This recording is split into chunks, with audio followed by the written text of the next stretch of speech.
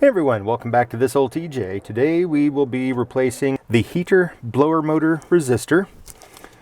Reason for this, if you watched the previous video, we have replaced the heater controls, and if you recall, I got my backlights back, but I did not get any blower motor function. So, let's turn this on here.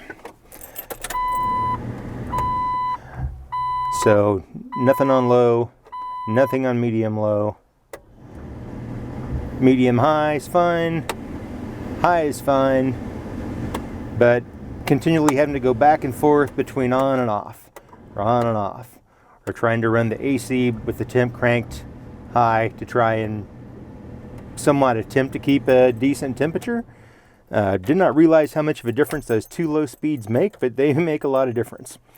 So today, we are going to pull the glove box, remove a light from under here, and then pull the resistor out, which the piece I got to replace it right here. I'll put this up on the screen too as a picture. It's a lifetime warranty replacement part. I got mine at O'Reilly Automotive. Grand total was just a hair under $28. So I will get this glove box off. We'll get started. Not this green connector, right? Not this one, but right underneath it, you'll see the upper screw. I think this is 5/16 that holds this on. So I'm going to start by pulling this lower courtesy light, which has the Phillips screw. This is pretty easy to do by feel, so I'll yank this, and then we'll come back. After getting a few extra lights, a few extensions and extra tools, you can see the clip, the little red clip on the bottom there. We'll have to undo that. That's where the pick comes in. Then we got our 5/16 screw there to the right of it. Then on the top half, you saw earlier the other 5/16 up top. So we should be able to pull all this, hopefully without having to mess with the other wiring harness up there. I'm going to set the camera a little lower here. Shine a whole lot of light up in there. See if I can just get in there with my hand. Get that little red retainer clip out. And then pop this thing loose.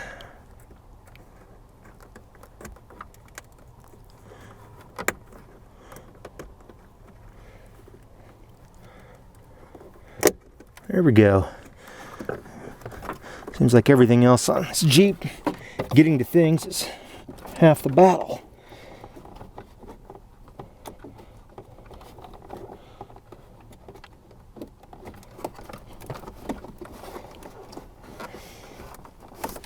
Alright, now the red clip's loose.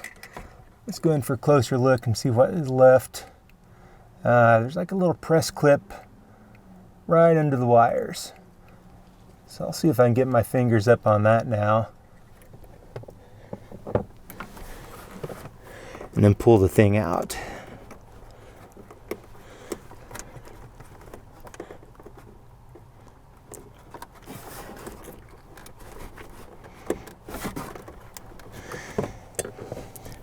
And I'm starting to think instead of pressing, it might be a pulling downward. So I'm trying to maneuver pick in here by feel.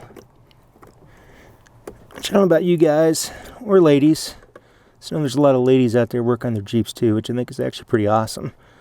My daughter's wanting to learn how to do a few things herself. But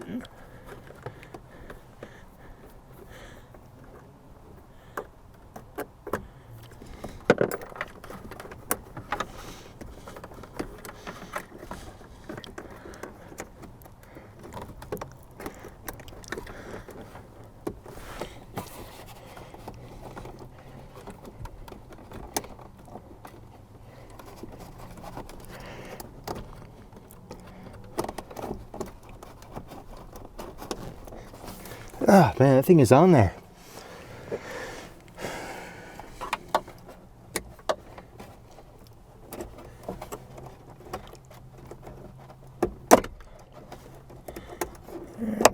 maybe budge a little bit.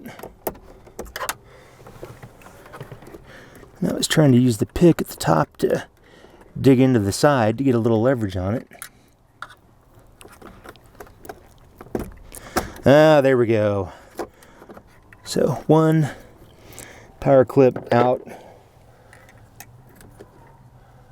So you can see now the switch or the resistor by itself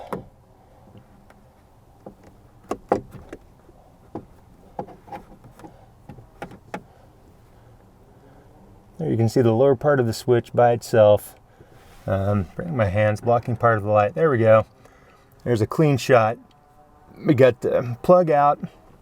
We've got the two 5/16 screws to try and get out of there.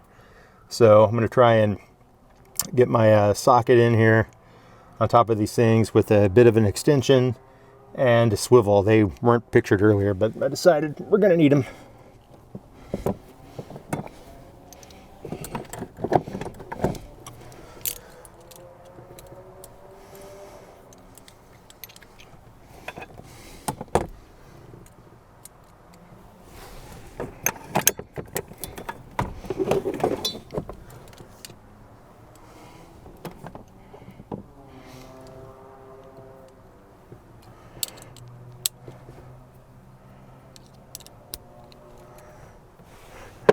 Okay, I'm trying to snake this down here and get on this top one first.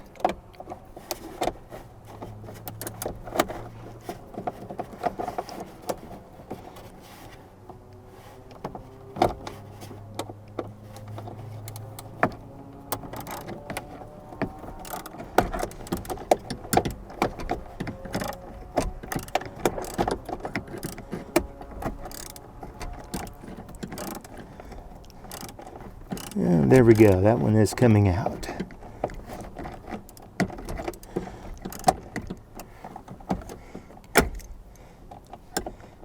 But like any other U-joint you work with, whether on your axles, drive shafts, this thing's at the point of almost wanting to bind up.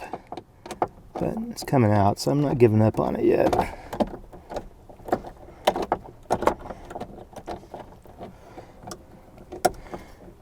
Again, it's all about the angles here. So this one, nope, still not backed off enough yet.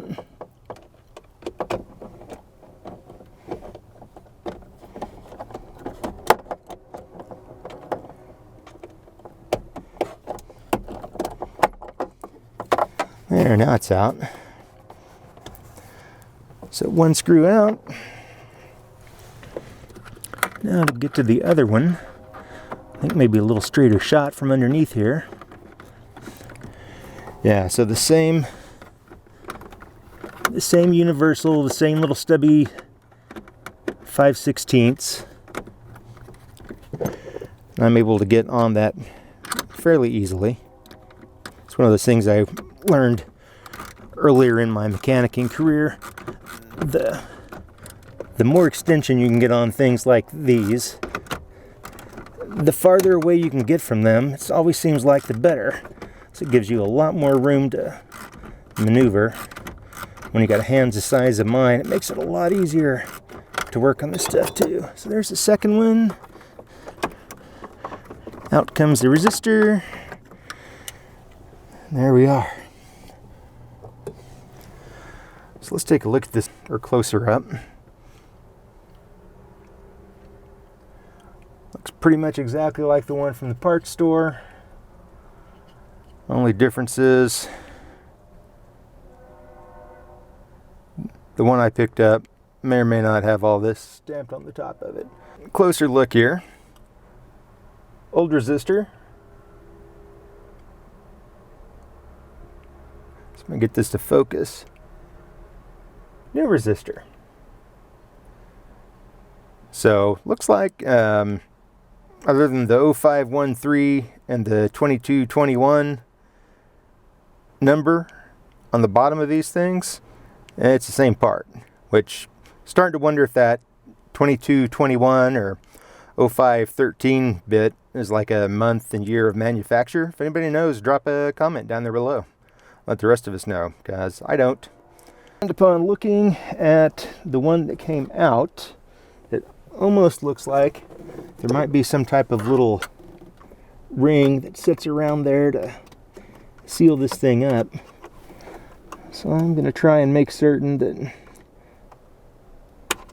there's nothing left behind up here.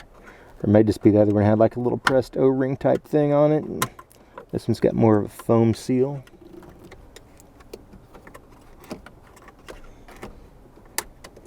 Nothing's coming off, so I think we're good here. Alright, let's see if we can guide this back up in here.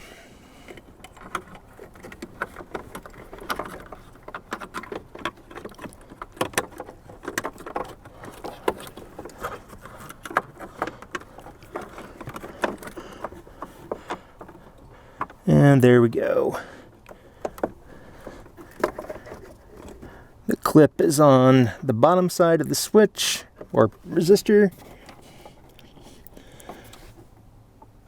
So let's see if I can get one of these screws hand started back in there. Which the bottom one will probably be the easier one. Which again, nothing seems to be too easy in here. You can see from the video here, the contortionist moves. One hand on top, one hand at the bottom. I'm just using fingertips to try and turn this thing to get it started.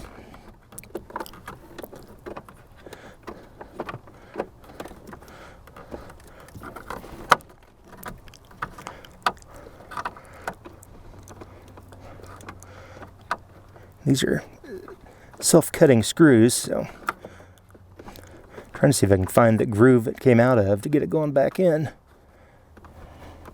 Maybe not. But it is started. So I can fish my socket back up on there.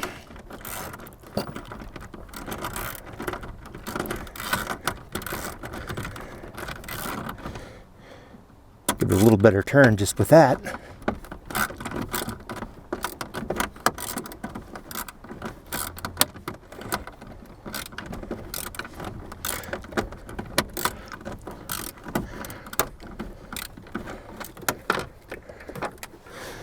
All right, time to ditch the extension. See if I can just get the socket up in there now on the ratchet and get it on.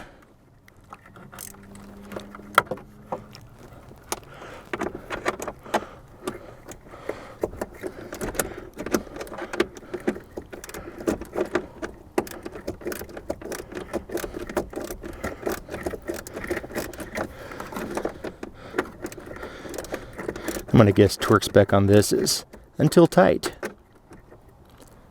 And that's snug. Being plastic, I know any over torquing it'll break without even putting extra pressure on it. So now the next big contortionist move will be getting that top screw started back in there. So I think to do this, I'm going to try using my extension again with the universal joint on it. See if I can get it down in here.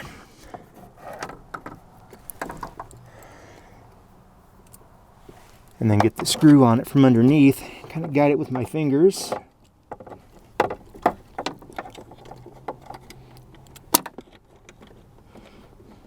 Again, this is another one of those places where you're next to impossible to get light and camera coverage and vision all working together at the same time.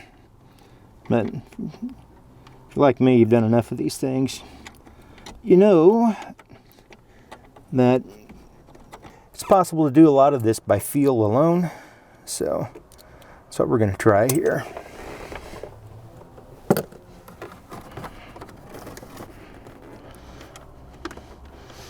And like the bottom screw, I'll start this one going in by finger, and this one actually wants to go in a lot easier than the other one did. I might even be able to snug it down by hand alone.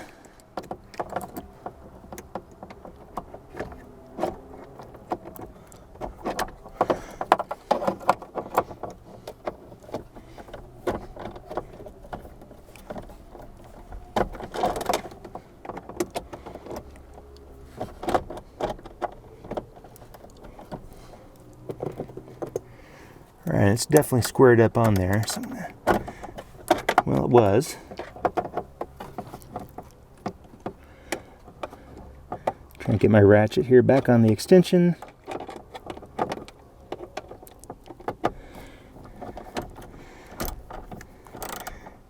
Little baby turns. Since I can't put pressure on it, all I can really do is hold it on there and let the little screw and the socket do their thing without slipping off. Alright, that is plenty snug. So, last steps. Try and fish this plug back up on here.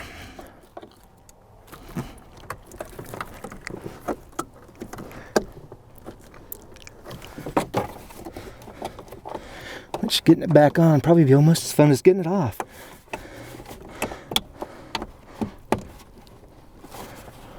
There we go. Oh, I heard it clicking. Alright, clicked. The little red clip. Let's see if I was able to push that in by fingertip. So if you come back up under here, see everything is back in there in its rightful place. Here comes our final test. Fingers crossed. We definitely have high fan. We definitely have medium high fan. We have medium low fan. And we have that nice, keep the cabin slightly cool or slightly warm, but not too much low fan speed. Overall, not a difficult project, I guess, as long as you're patient with how all this stuff's laid out, which is a bit of a pain. Now, one last thing to do would be to get our courtesy light back into position.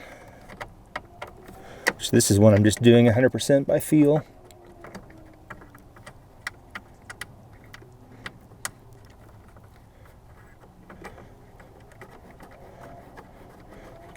Yeah, it goes back in by finger quite nicely.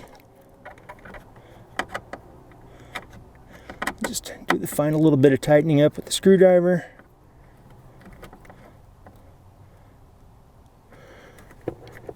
And there we are, all finished. So now the next question is, does the blower motor continue to function, or does this switch eventually end up losing its bottom two settings again because the motor itself is drawing a little too much amperage at those lower speeds and burning it out? If that should happen, and hopefully it doesn't, we'll be pulling the blower motor, which also is accessible from down here. Where's it at? So we'll get that pulled out and you know, go from there. But hopefully this takes care of it. Thank you all for watching. Hit that like button down there if you enjoy this kind of footage, and hit the subscribe if you want to see more. Until next time, thank you all. Bye.